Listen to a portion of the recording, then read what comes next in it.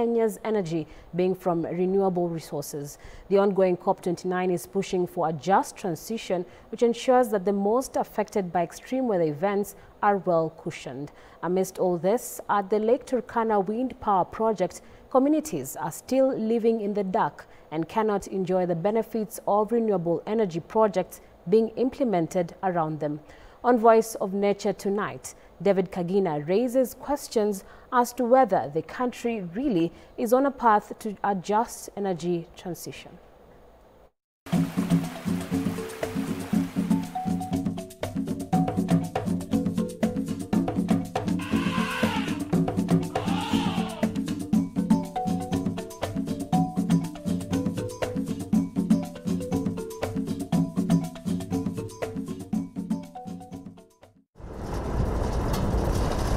As you drive through the arid, sun-scorched landscapes of Loyangalani in Marsabit County, the horizon is dominated by the striking sight of hundreds of towering wind turbines.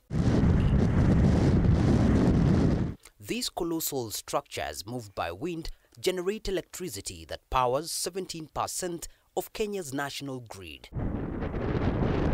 Yet, in their shadow lies Sarima village, a community left in darkness, embodying a stark paradox of progress. Ni ile stima basi tu ilikuwa imetolewa hapa na tungefaa tupate.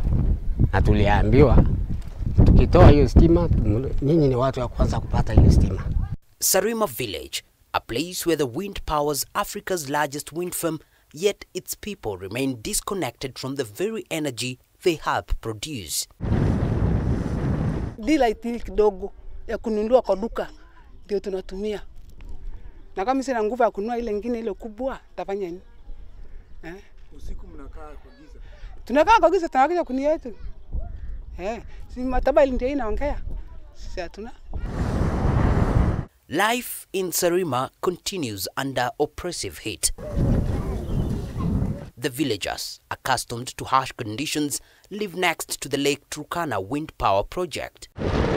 They watch the turbines spin tirelessly, sending electricity to distant cities, but none reaches their homes. Wakati wanaondoka nasema tulifanya na wao kazi, chikaichai, baki salama, mimi kazi yangu imeisha, project yangu imeisha, wacha mimi naenda, kuna wengine watakuja. Hii Manyata ni yetu ya Turkana. Hata wanaona tabali vile inaandikwa, Unpole Turkana. Jina peke yake tunachiba na jina peke yake.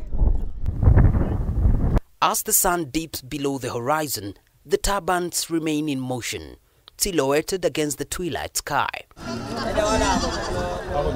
Darkness envelops Sarima village, amplifying the irony of living beside a source of light, yet being denied its glow. In Christine and Apal's Manyata, her daughter struggles to read under the dim light of a mobile phone. Christine worries the phone will run out of charge, jeopardizing her daughter's studies and her only communication link to friends and relatives in case of an emergency. Kitu inaleta shida hapa hivi tukiwa kampuni na kampuni ikiwa ndio inatoa stima ikipeleka nje. Ni viongozi hapa kijiji napata kiongozi mwenyewe. Sasa unapata hatuna wa kututetea stima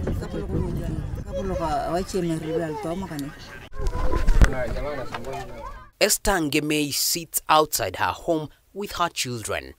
Their dinner illuminated by a single solar lamp. Her voice is tinged with anxiety as she speaks. Ikifika tu jioni masaa kama hivyo, kama sasa vile umenikuta tu, nimehakisha hiyo daylight wanakula, wakimaliza hiyo kula wanaingia kabisa kulala. Mimi pia maybe sasa nikiingia kwa hiyo nyumba ikiwa giza hivi, sijui kenye iko ndani ya nyumba ama kuna kitu mbaya, kuna nini, naingia tu hivyo. Hii daylight mvua ikinya ila wakati ya mvua haiwezi waka.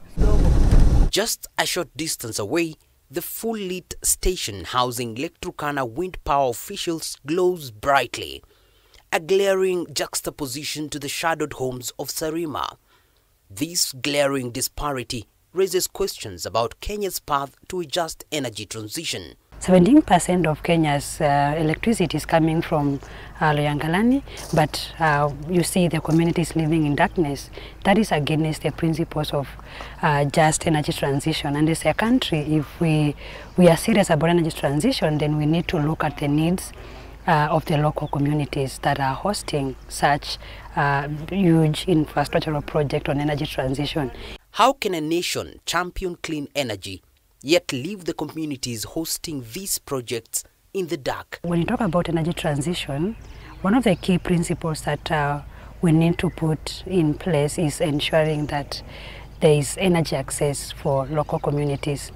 Energy transition is not about the large-scale hydropower systems, the large-scale wind power systems like what we can see in Loyangalani, but as part of energy transition, energy access must be a critical component of the process. Kenya boasts over 90% of its energy from renewable sources, including geothermal, hydro and wind.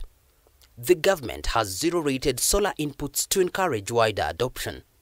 However, universal energy access remains a challenge, with only 9.65 million Kenyans connected to electricity as of June 2024. Energy is an enabler of development, so we want to see other solutions, other renewable energy off-grid solutions that community must be supported so that we should not leave anyone behind in the process of transitioning as Kenya and also as Africa as a whole. As the world pushes for a just energy transition, Kenya has pledged to reduce greenhouse emissions by 32% by 2030.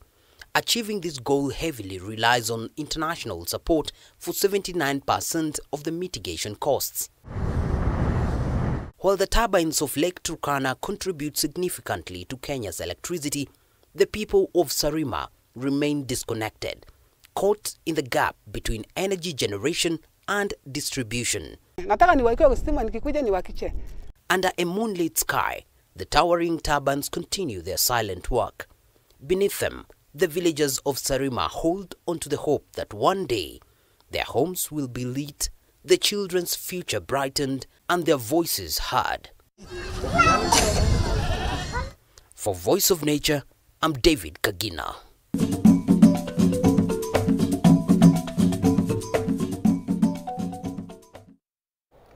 On the last day of the Tea Summit in Mombasa, researchers called for funding to spearhead more research on climate issues. They called for the adoption of a climate change mechanism in a bid to protect the industry. On the last day of the Kenya Tea Centenary celebrations in Mombasa County, researchers and stakeholders present have called for more funding in support of climate change mitigation measures. Higher anthocyanin content means that tea variety is resistant to climate change in terms of drought, because anthocyanins have a UV irradiation effect. That is, they protect the plant from sun scorching. According to Dr. Samson Kamunya from Biotechnology Research Center Carlo, climate change is a threat to the Kenya tea industry as the sector has started experiencing intense dry spells and increase of pest infestation that initially were not a problem, hence need for a climate-resilient tea variety. Climate change, which is a major challenge, which is threatening the Kenyan tea industry. You realize that even our farmers have already started feeling the heat of climate change. The temperatures are rising. We are having more and more and even high intense of drought incidences, things like hailstones, damage. The researchers have championed for continued variety improvement, citing the current move to second-generation purple tea, where the extracts can be used in pharmaceuticals and cosmetic industries. We've heard about value addition.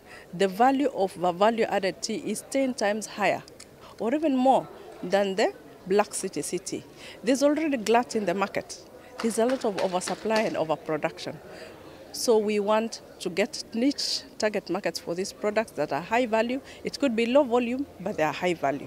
When we have varieties and products that can fetch more than $2, like $5, all the way up to $20 US, then it means that once the volumes emanating from our farmers' fields increase, they will earn more money, our country will generate more foreign exchange. Among the resolutions and input from Carlo is for the farmers to review all tea varieties which produce low yield and ensure quality and value addition. Recently, we've just had almost 100% damage on our tea in tea research. Over 90% of our teas, we are actually a victim, the first victim of hailstorm in tea research. Yes, from processing 10,000 kilograms of tea to zero. Okay, what will I do with the workers in the farm?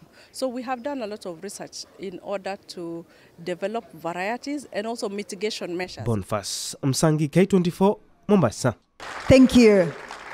Thank you so much. Well, from that story, allow me to take a short breather. Sports News is up next with Chris Migwambo.